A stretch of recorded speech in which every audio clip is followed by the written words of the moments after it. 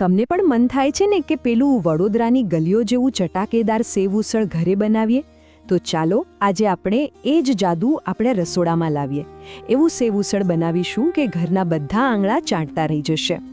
આંખો બંધ કરીને જરા વિચારો. એકદમ ગરમા ગરમ વટાણાનો રગડો, એની ઉપર લાલ ચટક તીખી લસણની તરી અને એના પર જાડી સેવનો પહાડ. મોઢામાં પાણી આવી ગયું ને?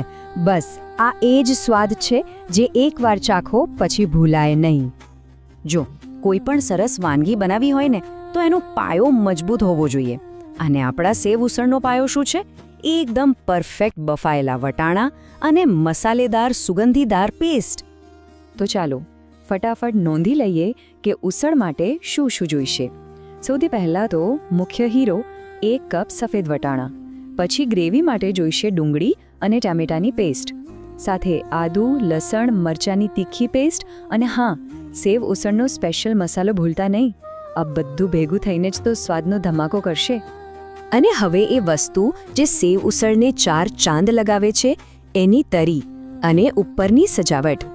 એના માટે આપણે તૈયાર રાખીશું લસણની પેસ્ટ, લાલ મરચું અને તેલ. અને ઉપરથી નાખવા માટે જાડી સેવ એટલે કે ગાંઠિયા, ઝીણી સમારેલી ડુંગળી અને સાથે ખાવા માટે સોફ્ટ પાવ.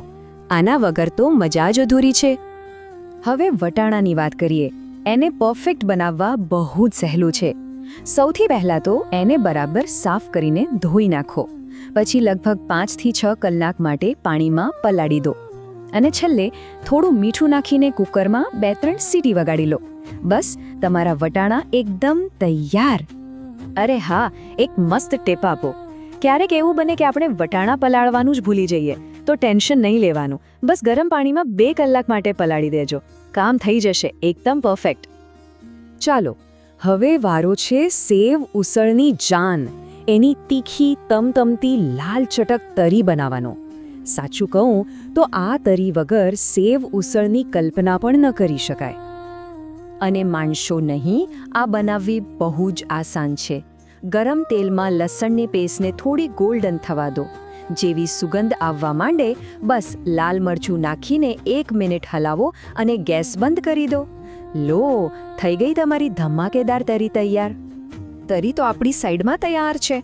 તો હવે આવીએ વાનગીના મુખ્ય ભાગ પર. ચાલો બનાવીએ સ્વાદિષ્ટ ઉસળની કઢી. ગ્રેવીનો સ્વાદ ઊભું કરવા માટે આપણે એક પછી એક પેસ્ટને સાંતળીશું. પહેલાં હિંગ અને આદુ લસણ મરચાંની પેસ્ટ. એની સુગંધ આવવા લાગે એટલે ડુંગળીની પેસ્ટ નાખીને રાંધો અને પછી ટમેટાની પેસ્ટ. આ સ્ટેપ્સ ધીરજથી કરવાના છે. અને અહીંયા એક વાત ખાસ યાદ રાખવાની છે. દરેક પેસ્ટને ત્યાં સુધી સાંતળવાની છે જ્યાં સુધી એમાંથી તેલ છૂટું પડતું દેખાવા ન લાગે. આ જ ખરી ટેકનિક છે જેનાથી ગ્રેવીમાં ઊંડાણ અને સ્વાદ આવશે. ઓકે, તો હવે આપણો મસાલો એકદમ સરસ શેકાઈ ગયો છે. હવે એમાં બધા સૂકા મસાલા નાખીને બરાબર મિક્સ કરી લો. પછી એમાં આપણા બાફેલા વટાણા ઉમેરી દો અને છેલ્લે લગભગ 3 કપ પાણી નાખીને એને ધીમા તાપે ઉકળવા મૂકી દો, જેથી ગ્રેવી ઘટ્ટ થાય અને બધા સ્વાદ એકરસ થઈ જાય. અહીંયા એક શેફવાળો સિક્રેટ કહું. ગ્રેવીને કુદરતી રીતે ઘટ્ટ કરવા માટે કોઈ લોટ ઉમેરવાની જરૂર નથી. બસ એક મેશર લો અને થોડા વટાણાને ગ્રેવીમાં જ મેશ કરી નાખો. તમે જોજો, ગ્રેવી તરત જ ઘટ્ટ અને એકદમ ક્રીમી જેવી થઈ જશે. વાહ, આપણી બધી જ તૈયારી પૂરી થઈ ગઈ છે. ઉસળ તૈયાર, તરી તૈયાર. હવે આવે છે સૌથી મજાનો સમય. આ બધી મહેનતને એક પ્લેટમાં સજાવવાનો. બિલકુલ એ જ રીતે જેવી રીતે આપણને બહાર લારી પર મળે છે. તો ચાલો સર્વ કરીએ. સૌથી પહેલા એક ઊંડા બાઉલમાં ગરમા ગરમ ઉસળ રેડો. એની ઉપર આપણે બનાવેલી તીખી તરી થોડી વધારે જ નાખજો, મજા આવશે. પછી ઉપરથી કુરકુરી સેવનો ઢગલો કરો અને છેલ્લે ઝીણી સમારેલી ડુંગળીથી સજાવીને પાઉં સાથે તરત જ પીરસો. દરેક કોળિયામાં આવશે સ્વાદનો જલસો. અને હા, રસોઈમાં પ્રયોગો તો થતા રહેવા જોઈએ. જો સફેદ વટાણા ન હોય તો લીલા વટાણા કે કાબુલી ચણાથી પણ બનાવી શકો છો. બાળકો માટે બનાવતા હોવ તો સેવ ઉસળ મસાલો થોડો ઓછો નાખજો. અને સેવ માટે ભાવનગરી કે ચંપાકલી ગાંઠિયા વાપરશો તો સ્વાદ બેસ્ટ આવશે. તો જોયું ને, ઘરે બેઠા બેઠા સ્ટ્રીટ જેવું પરફેક્ટ સેવ ઉસળ બનાવવું જરાય અઘરું નથી.